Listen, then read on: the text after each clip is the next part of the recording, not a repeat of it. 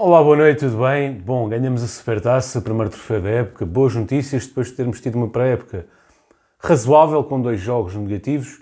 Voltamos às vitórias, uma boa vitória frente ao Futebol Clube do Porto, um bom jogo de futebol com muita emoção. E agora vamos aqui então falar um pouco sobre o jogo, mas antes disso, uma nota prévia para o ambiente no estádio, que foi um bom ambiente. Os adeptos do Benfica foram audíveis ao longo dos 90 minutos e foram importantes nos momentos-chave ao empurrarem a equipa para a frente. Bom, em relação ao 11, começar aqui com o 11 inicial, eu já previa que esta situação poderia acontecer, que o Petar Musa não entrasse e que o Benfica jogasse sem nenhum ponta de lança. Não seria essa a melhor opção, mas no último vídeo eu já previa que isso poderia acontecer e de facto aconteceu. O Benfica entrou com o Vlaco Dimos, Bá, António Silva, Otamendi, Ristic, portanto nós pedimos o Ristic, ele entrou, mas de facto não resultou. Coxo, João Neves, o meio campo que eu desejava, entrou. Di Maria, Freddy Costas e João Mário e Rafa. Pronto, aqui na frente de ataque era previsível que isto acontecesse, mas não era a minha opção e esta também não era a opção da maioria dos benfiquistas. Porquê? Porque o Musa tem dado resposta, nomeadamente, nos últimos 3 jogos de pré-época, onde entrou e fez golos. É verdade, teve um primeiro início de pré-época a falhar muitos golos, mas tem estado letal nos últimos 3 jogos de pré-época, onde marcou os golos do Benfica. E hoje, mais uma vez, marcou e foi bom as substituições que o Roger Smith fez na segunda parte. Mas começando pela primeira parte, o Benfica entrou mal, o Porto nos primeiros 15 minutos dominou completamente o Benfica, com mais oportunidades de golo, e aí foi importante termos um Vlaco Dimos atento a evitar e a jogar na antecipação. Tivemos depois, a partir do minuto 15, 20 até ao final da primeira parte, houve um equilíbrio, o Benfica conseguiu se encontrar e equilibrar o jogo contra o Porto. Portanto, na primeira parte, resumo da seguinte maneira, um ligeiro maior ascendente para o Porto, porque teve aqueles primeiros 15 minutos, mas dos 15 minutos para a frente houve um equilíbrio. Na segunda parte houve alterações no 11 e com eficácia. Portanto, o Roger Smith alterou ao intervalo e alterou bem. Portanto, tirou o Ristic que tinha amarelo e o João Mário que tinha amarelo. Acredito que o Ristic fosse sair de qualquer maneira. Quanto ao João Mário, creio que saiu por ser o único elemento do tridente ofensivo que tinha amarelo. Porque se fosse o Astons a ter amarelo, se quer é o Astons. No caso de ser o João Mário, por ter amarelo. Não que ele tivesse estado a fazer um grande jogo, não estava, mas também o Fred também não estava. Portanto, creio que a opção foi mesmo pela questão do amarelo. Portanto, saiu o Ristic, saiu o João Mário, entrou Jurasek e Musa. Portanto, o Benfica reestruturou-se, pôs as suas peças no sítio-chave, cada jogador no seu quadrado, digamos assim, cada jogador no seu lugar, com Di Maria muitas vezes a fletir para o meio e a jogar a partir do meio, e com grandes resultados práticos, que resultou no primeiro gol do Benfica. A assistência de Coxo, portanto, Coxo, o jogador que foi contratado este ano, começa bem, começa de pé direito, digamos assim, embora seja canhoto, pé direito, no sentido em que nada contra os canhotos, porque eu próprio sou canhoto, é apenas uma expressão. Faz uma assistência para o Di Maria ao minuto 61, belo gol de Di Maria, bola colocada no ângulo inferior direito, portanto, a bola em arco, salvo erro, ou no esquerdo, já não sei. Di Maria, grande gol, sei que foi um grande gol, sem hipótese para Diogo Costa. Depois, o Petar Musa marcou o 2-0 com assistência de Rafa. Portanto, Rafa é um jogador que durante a pré-época tinha-se destacado por ter feito 4 assistências. Em 6 jogos, 4 assistências é uma boa média. E mais uma vez, Rafa a ser decisivo com uma assistência para Petar Musa, que marca um golo à ponta de lança. Um finalizador frio, calculista, a finalizar com qualidade. Portanto, podemos concluir que as alterações táticas deram resultado. E na segunda parte, resta dizer que na segunda parte o Benfica foi claramente superior, foi a única equipa que quis ganhar na segunda parte, a única equipa que conseguiu realmente ter pés e cabeça, e o resultado é plenamente justo, precisamente por aquilo que se passou na segunda parte. A segunda parte foi totalmente o Benfica, houve uma reação do Porto após a expulsão do Pep, nomeadamente o Galeno marcou um grande golo, um golo do Galeno seria um hino ao futebol, um grande golo, também por culpa da linha defensiva do Benfica, nomeadamente a linha do meio campo, que aquela zona era para os jogadores do meio campo, deram espaço e o Galeno, que é um excelente jogador, fez um grande golo, sem hipótese para Vlaco Dimos. No entanto, na jogada a bola é dominada claramente no braço por Gonçalo Borges. Portanto, o golo foi anulado e bem anulado, não há dúvida nenhuma que o golo foi bem anulado por domínio de bola com o braço de Gonçalo Borges, que fez a assistência para o Galeno. Portanto, nada a dizer, o golo bem anulado.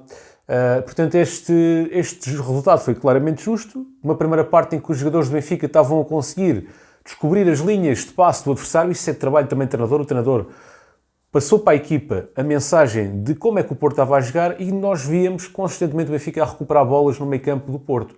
E isso deve ser trabalho tático. deve-se a calculismo e os jogadores conseguirem calcular onde é que a bola vai parar. Portanto, muito bem. Eu não sei exatamente qual era o jogador que estava a fazer aquele tipo de recuperações, porque eu estava a ver pela televisão e a pessoa que estava a relatar o jogo não dizia quem é que tinha feito o corte. Por vezes também é importante os relatadores dizerem, corte excelente do jogador tal. Eu na televisão não conseguia ver quem era o jogador que estava a fazer cortes ali na linha defensiva do Porto. E excelentes cortes.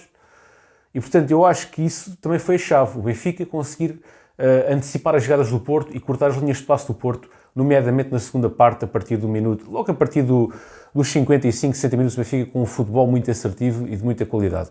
Quanto à arbitragem, bom, eu considero que o árbitro teve um critério muito apertado. Para vocês terem uma noção, o Benfica, na primeira parte, tinha vários jogadores amarelados. Acabou o jogo com Vlaco Dimos amarelado, Alexander Bá, João Neves, Coxo, Ristic e João Mário. Portanto, 6 jogadores do Benfica com cartão amarelo. O critério estava muito apertado. O árbitro estava a mostrar amarelos por faltas mínimas. Aliás, não era por faltas mínimas. De facto, as faltas... Podemos considerar amarelas faltas que foram para amarelo. No entanto, eu num jogo destes dava um critério mais largo. Não seria tão incisivo no amarelo. E, portanto, ele foi logo, desde muito cedo, incisivo no amarelo e isso prejudicou o jogo. Por exemplo, o João Mário levou logo o amarelo logo à primeira falta que fez e nem sequer foi uma falta por ir além. E, portanto, o jogo obviamente queria acabar com menos de 11 jogadores. No caso, o Pepe foi expulso e justamente expulso, porque ele podia ter sido logo expulso, salvo erro, deixa-me aqui verificar, ao minuto 80, portanto por falta sobre Rafa, numa altura em que Rafa ia sair para o ataque. Ele fez uma falta para amarelo a Rafa, não foi sancionado, e depois acabou por fazer uma falta aos 88 minutos. Jurasek estava de costas, ele mandou uma patada, mandou com o joelho na zona portanto, da zona das costas, do rabo do Jurasek. Portanto, obviamente tinha que ser um vermelho, porque foi o VAR assinou. O VAR foi acionado e o Pepe, obviamente, tinha que ser expulso. Perante aquela situação não havia outra hipótese, portanto, Pepe foi bem expulso. Acaba por o árbitro, no critério, ter sido apertado, mas no campo de cartões de vermelhos esteve correto, porque o Pepe só podia ter sido expulso antes. O Pepe é um jogador que tem qualidade, ninguém tira a qualidade dele, mas é um jogador que muito faltoso e acaba por ser naturalmente expulso. Podia ter sido expulso aos 80 minutos. Eu convido-vos a rever o lance dos 80 minutos em que Pepe faz uma falta sobre o Rafa e depois aos 88 sobre o Jurasek. Quer dizer, não há mínima dúvida que tinha que ser expulso. Em relação ao melhor em campo, para mim foi o Di Maria. Quer dizer, Di Maria aos 35 anos mostra uma jovialidade tremenda. É um jogador que não é tão bom no capítulo defensivo, mas tem uns pezinhos, por amor de Deus.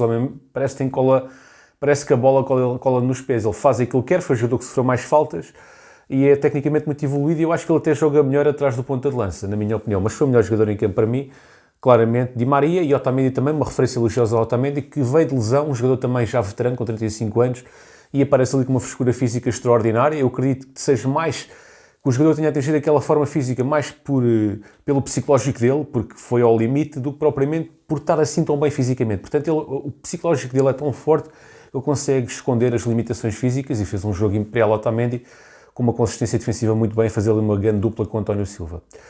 Em relação à expulsão, à situação caricata que se passou com o Sérgio Conceição no final do jogo, só de referir em relação às substituições, que eu esqueci-me de referir, que entrou o Florentino para o lugar do Coxo. Porquê? Porque o Coxo tinha um amarelo.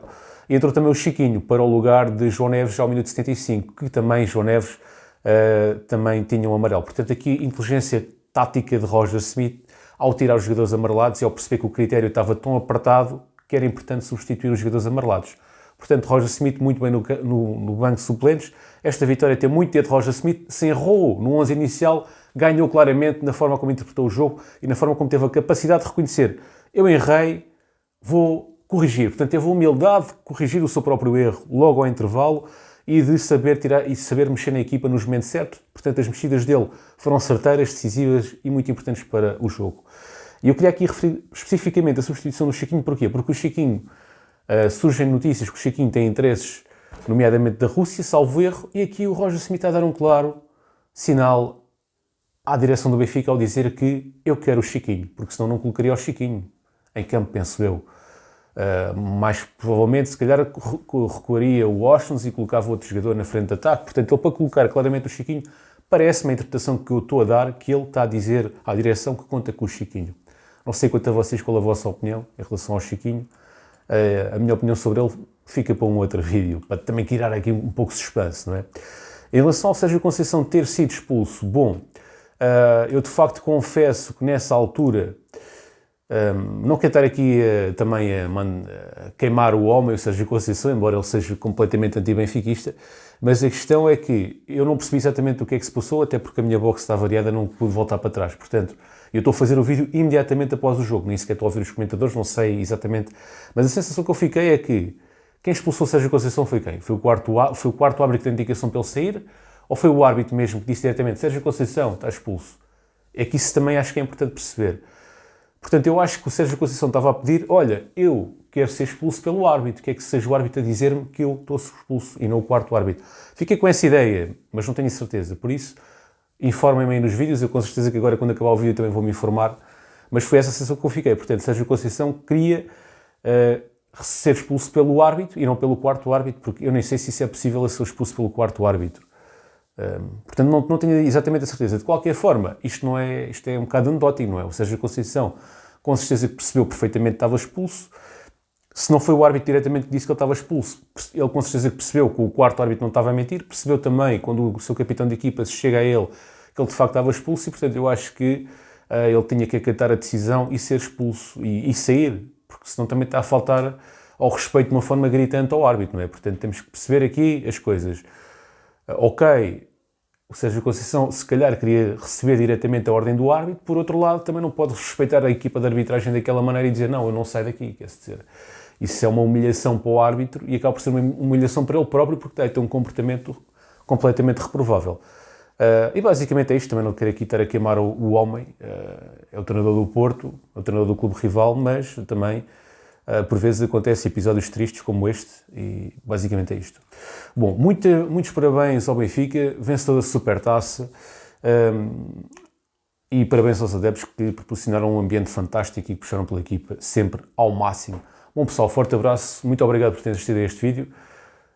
Se gostaram do vídeo, deixem gosto para ajudar a fortalecer o canal. É importante nós atingirmos pelo menos os mínimos dos mínimos, não é? Não atingimos os mínimos no último vídeo, portanto, nomeadamente a nível de visualizações, a nível de gostos correspondeu, a nível de comentários também, mas a nível de visualizações esteve muito curto. Mas, ok, vocês estão a tentar colaborar, estão a tentar dar o vosso contributo e isso é importante. Por vezes nós temos 1000 visualizações, nem 100 pessoas deixam gostos e depois eu vou ver as estatísticas. Consigo ver que as pessoas viram o vídeo até ao fim e eu penso, bem, este indivíduo viu o vídeo até ao fim, teve entretido a ver este vídeo, pode não ter gostado, mas teve 10, 12 minutos a assistir ao vídeo e mesmo assim não deixa gosto, é um bocado desanimador. Portanto, contribuam e ajudem o canal a crescer para nós continuarmos a vir aqui com informações e para todos nós em conjunto para termos o universo benfiquista. Forte abraço, até uma próxima. Fiquem bem e viva o Benfica!